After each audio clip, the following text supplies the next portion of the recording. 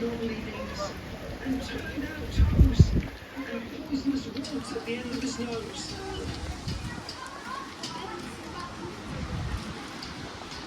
Hmm.